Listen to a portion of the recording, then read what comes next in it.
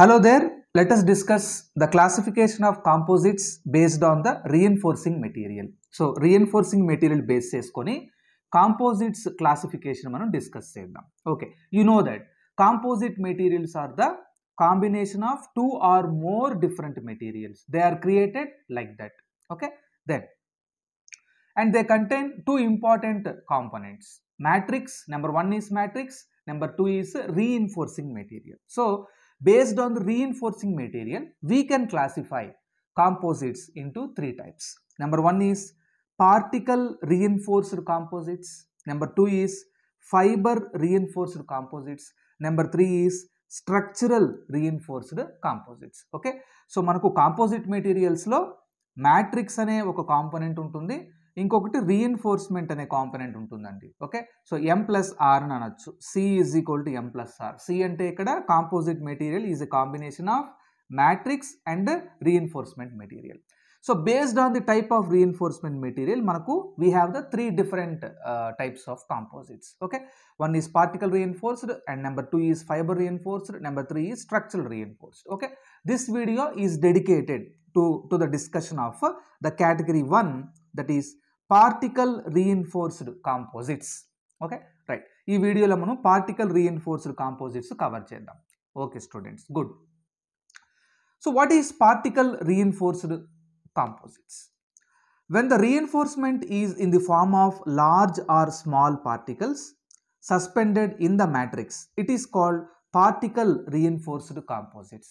Simple ga, the particle reinforced composites contain small or large sized particles suspended in the matrix.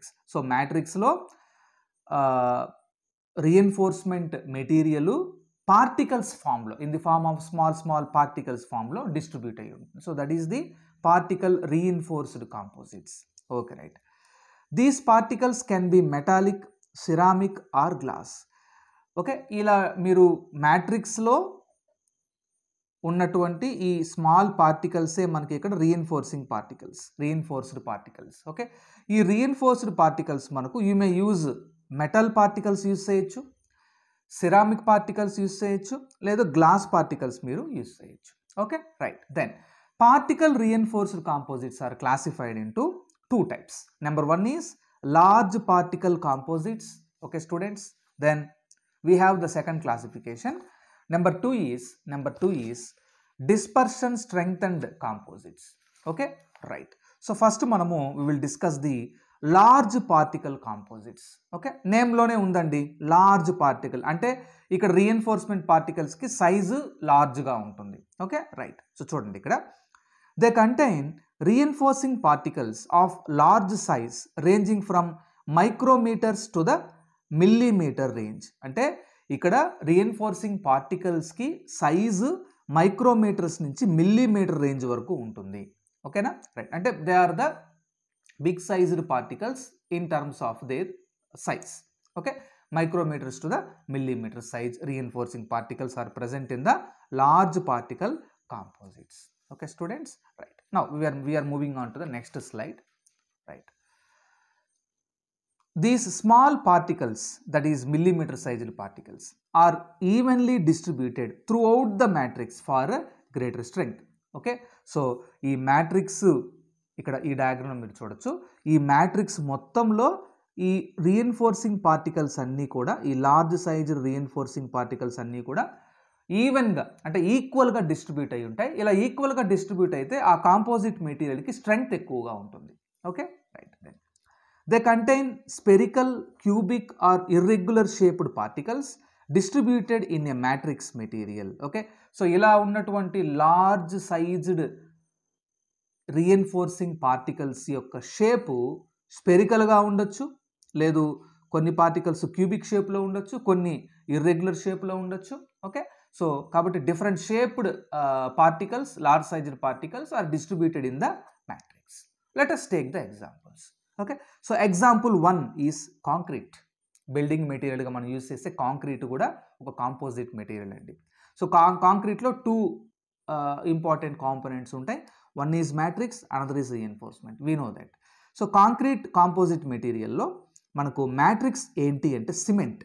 Cement paste ఒక matrix. Then ఈ cement పేస్ట్కి స్ట్రెంగ్త్ని ఇచ్చే material reinforcement material. ఈ reinforcement material మనకి ఇక్కడ gravel, sand particles అండి. అంటే గ్రావెలు, శాండ్ పార్టికల్స్ ఈ రీఎన్ఫోర్సింగ్ పార్టికల్స్ని మీరు సిమెంట్కి యాడ్ చేస్తే అప్పుడు సిమెంట్ ఒక కాంపోజిట్ మెటీరియల్ అవుతుంది. అప్పుడు సిమెంట్కి స్ట్రెంగ్త్ ఇంక్రీజ్ అవుతుంది. Okay, the strength is given by the reinforcementing material in the composites. Okay, so here you can see the diagram. This is the cement matrix. In the cement matrix there is even distribution of the gravel or sand particles. Okay, that is reinforcing gravel or sand particles. Size is in the range of millimeters, large size. Then the second example is cermet. So cermet, this is the material that is used to cut the steel. Okay, so steel ni cut chese ఆ కటర్స్లో సెర్మెట్ అనే ఒక solid material మనం use చేస్తాం. ఇదొక సిరా, ఇదొక composite material. Cermet material matrix metals like cobalt or nickel metals ఉంటాయి.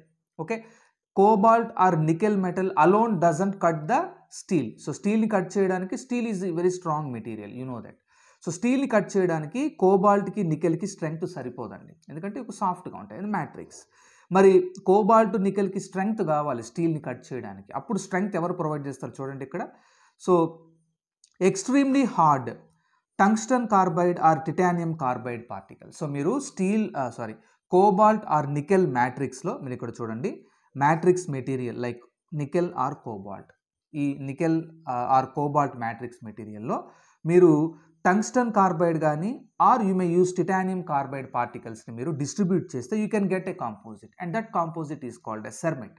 And this cermet is now able to cut the steel. ఇప్పుడు ఈ సెర్మెట్ స్టీల్ని కట్ చేస్తుంది, ఎందుకంటే ఇప్పుడు ఈ సెర్మెట్ అనే ఈ కాంపోజిట్ మెటీరియల్లో రీఎన్ఫోర్సింగ్ మెటీరియల్ మనం యాడ్ చేసాం. ఆ reinforcing materials tungsten carbide or titanium carbide. ఈ పార్టికల్స్ స్ట్రెంగ్త్ని ఇస్తాయి సెర్మెట్కి స్టీల్ని కట్ చేయడానికి.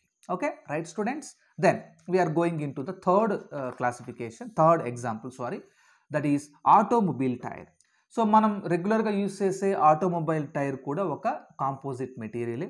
ఓకే, సో ఆటోమొబైల్ టైర్లో మ్యాట్రిక్స్ పాలిమర్ ఉంటుంది అండ్ రీఎన్ఫోర్సింగ్ మెటీరియల్గా స్పెరికల్ కార్బన్ పార్టికల్స్ ఉంటాయి. ఓకే, మీరు ఇక్కడ చూడొచ్చు in this diagram, this is the matrix, it is the continuous phase. In this matrix there is distribution of large particles of this size, carbon particles, spherical, okay, round shape lo unde spherical carbon particles of this size 20 to 50 millimeters.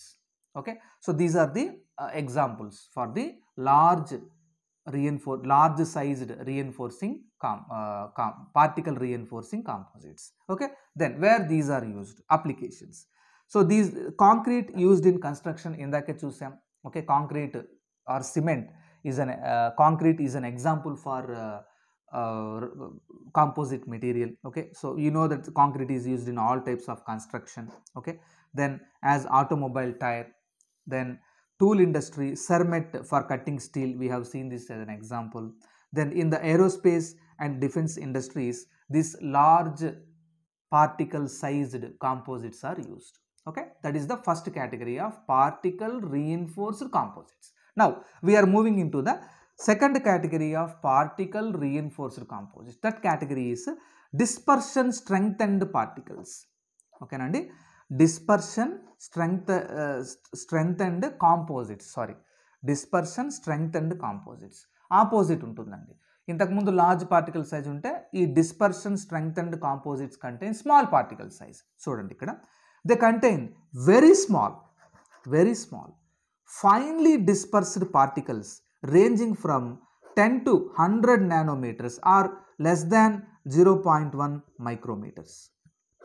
Okay, right, very small sized reinforcing particles are distributed in the matrix in the case of dispersion strengthened composites. Right, the particle matrix interaction occurs at atomic or molecular level.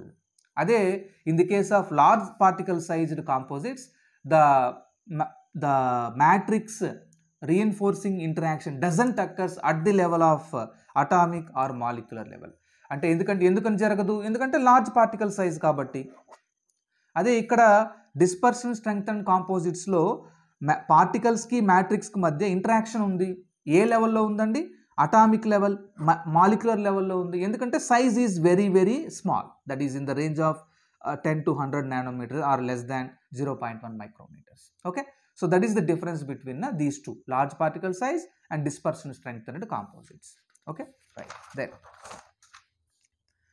even at elevated temperatures and longer time periods, the strength is maintained. That is the ability of the dispersion strengthened composites. Okay, so temperature చాలా high అయిపోయినా కూడా, long periods వరకు temperature expose అయినా కూడా ఆ composite material స్ట్రెంగ్త్ను అలాగే maintain చేసుకుంటుంది. Okay, the particles do not react with the matrix. So మ్యాట్రిక్స్లో మనం యాడ్ చేసిన ఆ పార్టికల్స్ మ్యాట్రిక్స్తో రియాక్ట్ కాదు మోస్ట్ ఆఫ్ ది కేసెస్లో. Then what are the examples? Example number 1 is sintered aluminum powder, that is called as SAP. Here the matrix is aluminum and reinforcement is Al2O3, alumina oxide. Then thoria dispersed nickel. Here the matrix is nickel and reinforcement is thorium dioxide. అంటే thorium dioxide small particles ని, very small particles ని nickel matrix లో distribute చేస్తుంటారు, so that you will get the thoria dispersed nickel. Then applications. So in the aerospace industry, the dispersion strengthened composite materials are used as a components for rocket engines, turbine blades, space vehicle components. So aerospace ఇండస్ట్రీలో light weight కావాలి, at the same time strength కూడా కావాలి. Temperatures చాలా హైగా reach అవుతాయి. Okay, 1000, 2000, 3000 degree centigrade temperatures reach అవుతాయి. ఆ temperature దగ్గర మీరు తీసుకున్న మెటీరియల్ మెల్ట్ అవ్వకూడదంటే you opt for these small dispersion strengthened composites. Right. In the automobile industry they are used in the engine components. Okay, in the nuclear reactors they are used as some of the components. Then what is the mechanism of action of particle reinforced composites? So మీరు particle reinforced composites లో particles they are going to behave as obstacles or barriers to the dislocation movement of the matrix. So that is about this video, students. Thank you for watching.